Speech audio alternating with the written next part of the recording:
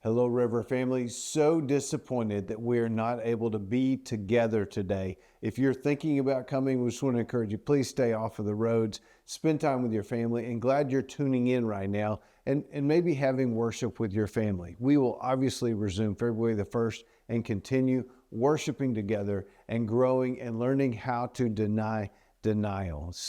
So glad that you joined us. Let's tell you about a few things going on in the life of the congregation.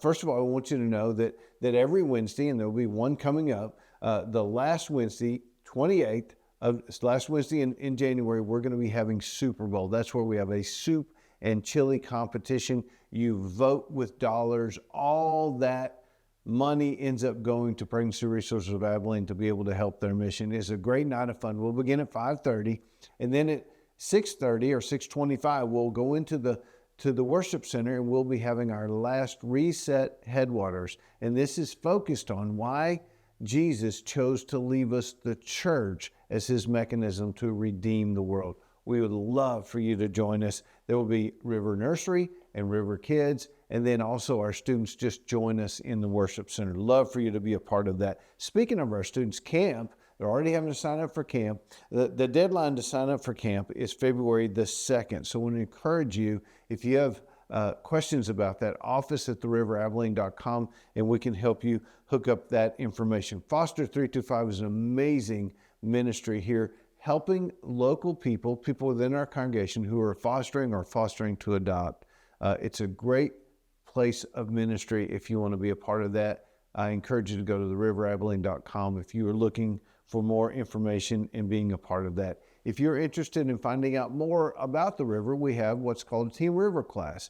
Immediately following the second service on February the 1st, we have a Team River class. The Team River class is our mechanism to help you understand what's going on in the life of the church, what our vision is, what our core beliefs. And if you want to be a part of that, please email us, because we keep the class to a certain size so we can get to know people.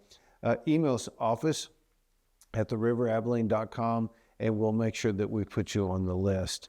And as always, you can be a part of the amazing ministry here through giving. And there are three ways you can give. You can mail a check to 539 U.S. Highway 83, Abilene, Texas 79602. You can give by secure text, and you can give by going to our website, theriverabilene.com. Go to the drop down, and you can securely give there. Fun stat. Talk amongst yourselves. What percentage of the U.S. population has completed a marathon? Talk amongst yourselves. We'll be right back. Creation is not silent. It speaks, it shouts, it testifies. From the first, "Let there be," to the last breath of every storm and sea, the world itself has never stopped proclaiming the majesty of God. The heavens don't whisper, they roar. Stars burn sermons into the night, and galaxies swirl in sacred choreography, declaring the glory of the Lord. Every sunrise is a testimony, every sunset a signature. The mountains lift their arms like choirs, and the oceans crash like cymbals of praise. The wind dances through the trees, and even the stones hum a hymn beneath our feet, because everything he made still remembers his voice. It was his word that sparked the light, his breath that filled the sky, his hand that shaped the dust and called it human. Creation bears his fingerprints, etched in the bark, woven in the tide, written in the rhythm of the tide and time.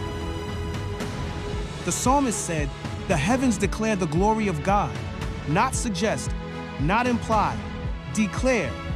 And they've been declaring ever since. Every thunderclap, his majesty. Every lightning strike, his might. Every still, quiet morning, his mercy new again. Even the vastness of space bends beneath his reign, for no distance can stretch beyond his name. And if creation is the witness, then we are the response. We, made in his image, are the echo of his glory. So when we lift our hands, we join a chorus that never ended. A song that began before the first dawn, still rising through time, still pointing to the one who said, "Let there be." And there was. And it was good. And it still is. Because all of creation still testifies, still magnifies, still glorifies the majesty of God.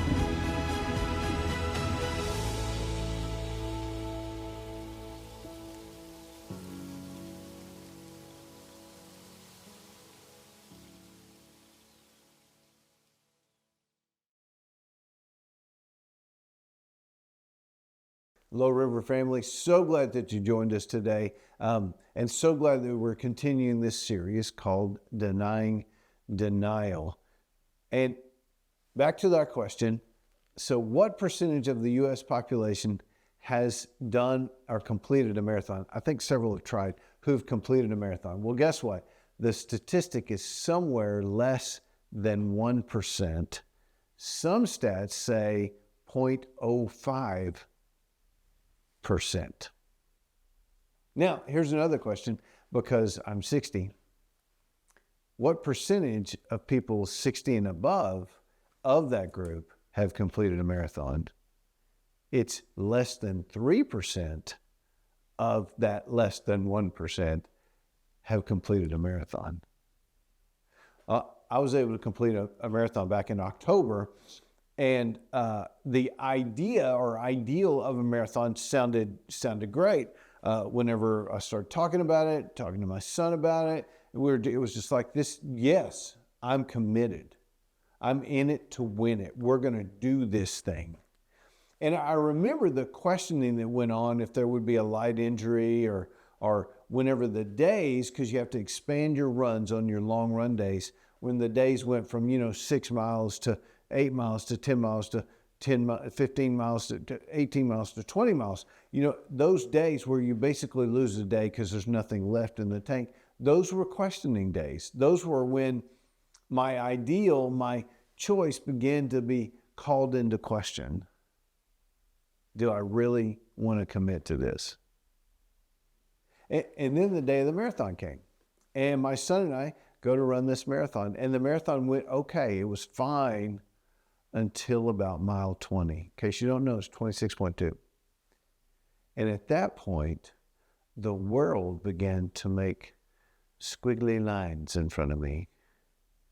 I began to veer back and forth on the course. I'm sucking down as much water as I can. I have to stop and walk, run, walk, run. A bicyclist comes by, stops, turned around, asked if we're okay. That's how bad it was. It was a point in my mind where I'm like, I don't know if this is worth it anymore.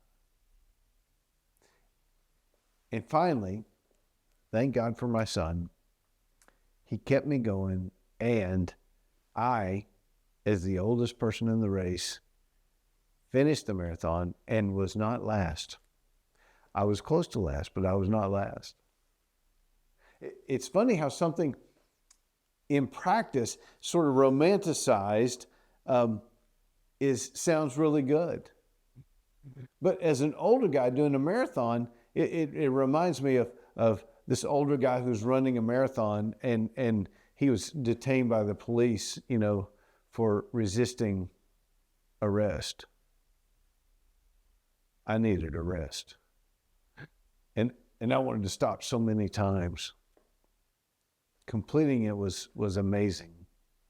It's fascinating to me that when Jesus calls us into relationship, when Jesus calls us into tough discipleship, it's a yes, it's a hard yes.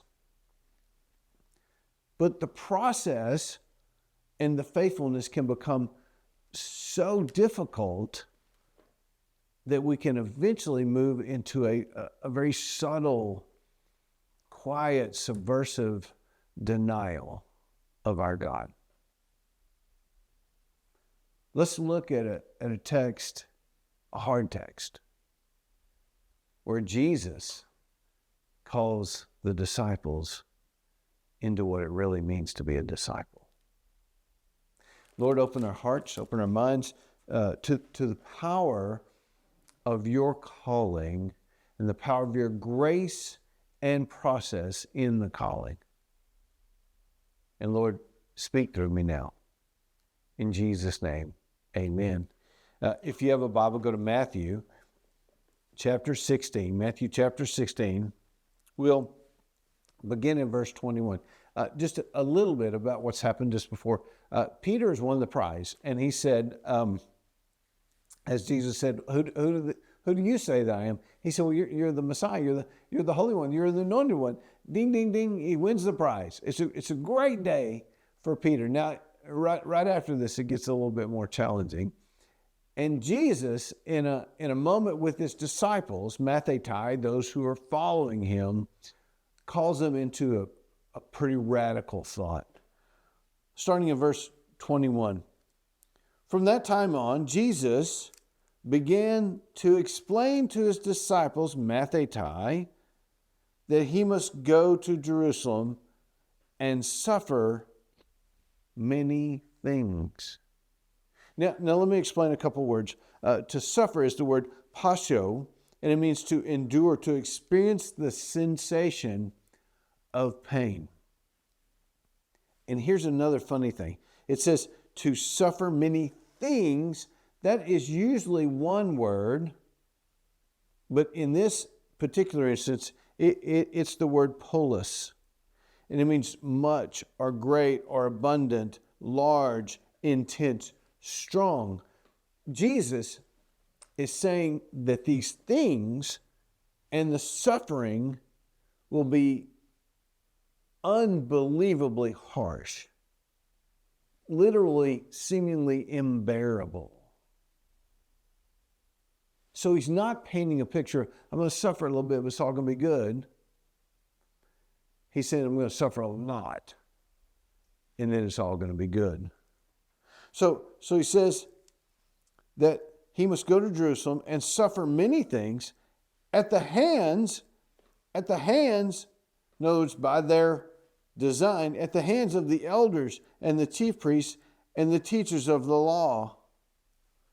Now, it's so specific. Matthew's being so specific here.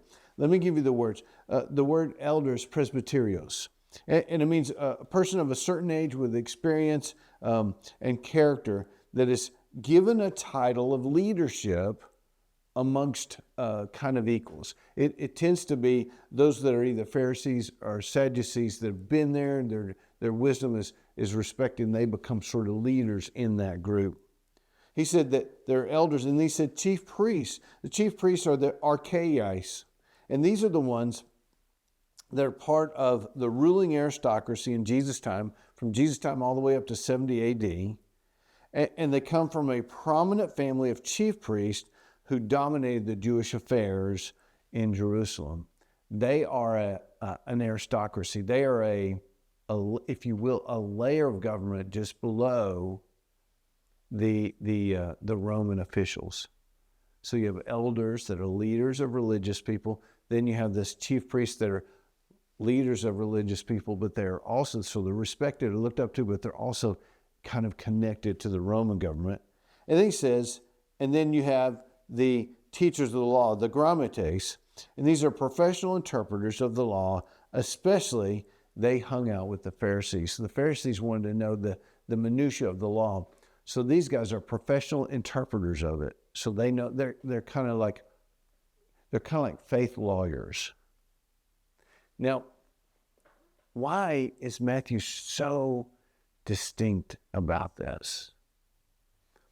When they do all three of these groups, he's basically saying the entirety of the religious / governmental leadership, the people who should be trusted, the people who should be wanting to take care of my well-being, that group is the one who will come after Jesus. It is marked injustice. It is injustice off the charts. The people who should be trusted to know the will of God will be the very ones who, as it says here, that suffering is going to come to them, and the teachers of the law, and that he must be killed and on the third day be raised to life. Yes, that seems pretty harsh. It's not a very good sell job if you're trying to create a group of people that are going to follow you. and one doesn't like it at all. Look at the next verse. 22, Peter took him aside and began to rebuke him. Never, Lord, he said, this shall never happen to you. He took him to side. First of all, disciples don't get to rebuke rabbis. This is really out of turn. This is really off the cuff. Pulls him aside, but I want you to watch Jesus' reaction. You don't do that. Why did Peter react this way? Probably because he loved Jesus, and probably because it gave turbulence to the security he's beginning to feel. So here's what Jesus said. Jesus turned and said to Peter, "Get behind me, Satan." Wow. Now, whenever it's Satan without the definite article, it means the adversary or an adversary. It can be assigned to a human or a thought process. But in this particular one, it has the definite article, so it's capitalized in the NIV, meaning Satan, like the dude, the personified evil dude, the fallen angel. Get behind me, Satan. You are a stumbling block, scandalizomai. You are literally a block that is going to make me trip into sin. That's how that's going to be viewed. We talked a little bit about that word last week. So here's the crazy thing. Peter, Petros, rock. The rock that he's going to build a church on at this point is becoming a stumbling block to the will of God. He says, you do not have in mind the concerns of God, but merely human concerns. He's saying the enemy himself is using your human concerns to try to keep me from doing the concerns of God. This is not neat, sweet stuff here. This is not Jesus, European Jesus with blue eyes and beautiful long hair holding a lamb. This is not it. This is not it at all. Then, watch what he says. Verse 24. Then Jesus said to his disciples, whoever wants to be my disciple, mathetai, must deny themselves and take up their cross and follow me. Now, when he says the word cross, everybody, even in our own culture, knows what this word is about. We hear about it every passion season whenever we're talking about what Jesus went through. We know the brutality of it. But here, it's for slaves or lower class people, never a Roman citizen. And the people this day, whenever they just heard the word cross, because they had observed it and experienced it so much, they would literally shudder. So when Jesus says, take up your cross, it's not like, well, that's an interesting saying. It is profound and disturbing. He says that if you want to follow me, you must deny yourself, take up your cross, and follow me. For whoever wants to save their life will lose it, but whoever loses their life for me will find it. What good is it for someone to gain the whole world and yet forfeit their soul? Or what can anyone give in exchange for their soul? That word exchange is antalagma, and it means beyond comparative value. It's an inexplainable value. The value of the soul of Jesus is inexplainable. Why would you even put plastic next to gold? That's kind of the picture he's trying to get across to us. For the Son of Man, talking about himself, is going to come in the Father's glory with his angels, and then he will reward each person according to what they have done. And he just unpacked what the done means. Denial of self, taking up cross, and following him. Now, I don't know about you, but that's just a horrible sell. If you're trying to start a movement, start a religion, start a sect, whatever the outsiders tried to identify here, this is a terrible way to do it. So pay attention to the flow. He starts off by saying, I'm going to suffer horrendously. I'm going to suffer shame, brutality, and death at the hands of the people that we look up to spiritually. But I'll be back in 3 days. That part they probably didn't believe. Peter reacts and is like, no, no, no, no. And he says, get behind me, meaning the purpose, he has flipped the idea of martyrion, witness, on its head. Even Old Testament martyrs would try to avoid martyrdom. He's running toward martyrdom. He's saying it's purposeful, this brutality, martyrdom. The redemption of humanity doesn't come unless he runs toward martyrdom, brutality, death. So he's saying your concerns are down here. My concerns come straight from God. And then he turns around and says, you got to deny yourself, take up your cross, and follow him. You know what he just said? I'm about to go through this horrible situation, and I will remain faithful even in the horrible situation. And I'm inviting you to join me. I don't know about you, that's terrible salesmanship. It's like the door-to-door salesman. He comes back to his manager, and his manager said, hey, did you get any orders? He said, yeah, I got 2. Shut up and get out. Those are the 2 orders I got.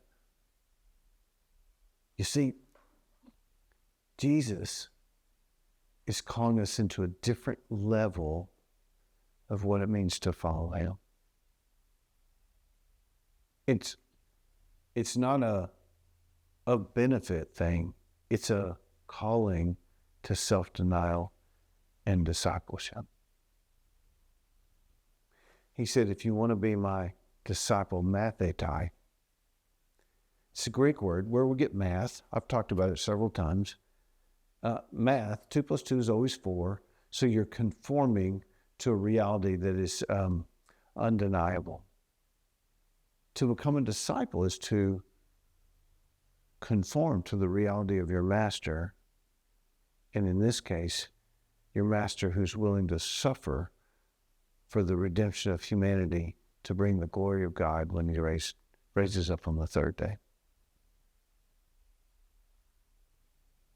So consider it this way. To be his disciple, selfishness should be slowly leaving your heart. It's part of the process of following. The more time with the master, the more time in prayer, the more time hearing the word, the more time walking through challenging situations should be a slow emptying of our own selfishness. To be a disciple, denying ourselves should begin to be very normal, not abnormal. To be a disciple, conforming to the image of this suffering servant, the things of this world should be becoming less and less important and should hold us less. That should be the process. To be a follower of Jesus Christ, a true disciple of Jesus Christ, the preservation of our dreams, the preservations of our ways, the preservation of what we feel is right must ebb out, and we must be a submitted lifestyle. To be a disciple, to follow him, the protecting of ourselves should be disgusting, not normal. The concerns of God are worth our stuff, our time, and listen, our death. He is calling them into a most difficult but most rewarding process. The process of self-denial, taking up the suffering that comes, and following him to lose our lives. So how does this sort of interact with the ideal of denial? This challenging call means that when we begin the process, these guys took a while before they came to a place where they were willing to die for Jesus. And here's what's interesting to me. Every day the process must have deepened. Every day the dedication must have become more profound. Every day the faithfulness must have become much more normal. The priorities of God must have slowly replaced the priorities of each of these men, each of the women, each of all of them that follow Jesus. How challenging is it when the God who, the lover of our soul, the God of grace, God of mercy, all the terms we love, God of healing, calls us to deny ourselves, sharing his suffering, and follow him to lose our lives. That is discipleship. To deny that Jesus is really God in the flesh, to deny that Jesus existed, to deny that Jesus rose from the dead and ascended in heaven, to deny those realities, here's the process, is you stop the process of self-denial. It's like starting that marathon and beginning to question it when it gets hard. Will you bow out and not complete it because you're suffering, because you look shameful, because people around you are looking at you? Or will you run to the end, even if it means the end of your life? It's very romantic in text, but in practice, it requires choice. To stop the process of emptying ourselves and losing our lives for the gospel is to begin to deny that Jesus is real, that Jesus rose from the dead, and that Jesus is Lord. Back in 2015, they marched 21 Coptic Christians out to a shoreline in Libya. These men had been tortured, unbelievably tortured, and given ample opportunities to deny Jesus.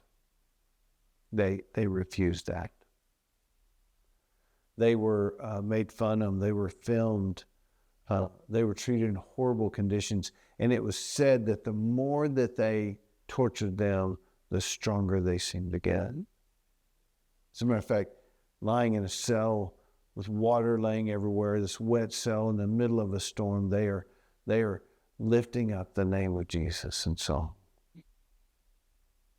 They were marched out to that shore that day where radicals used the filming of the entire situation as a recruiting tool. And given a last chance to deny Jesus, they refused. And one by one, they were beheaded. And their mutilated bodies were on display for the world. And I think to myself, am I willing to deny myself even unto death? Is the process for me to truly follow Jesus, am I less selfish than I was yesterday? Am I less worrying about my life than I was yesterday? Are my dreams dying and being adopted for his dreams? Is this emptying happening when the suffering comes? Or have I halted it, thereby saying, Jesus, I think you're interesting, but maybe not, Lord. Maybe not Lord of my life.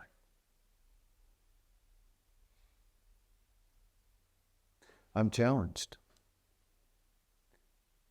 And my goal is to never stop the process of denying self, sharing in the suffering, and losing my life for his life. That's how we deny denial, is we don't pause the process of emptying ourselves for him. Lord, these are hard words, challenging words, quite frankly, frightening words. And yet you said them. You called them into account. You challenged them. So Lord, I pray right now that you would challenge us,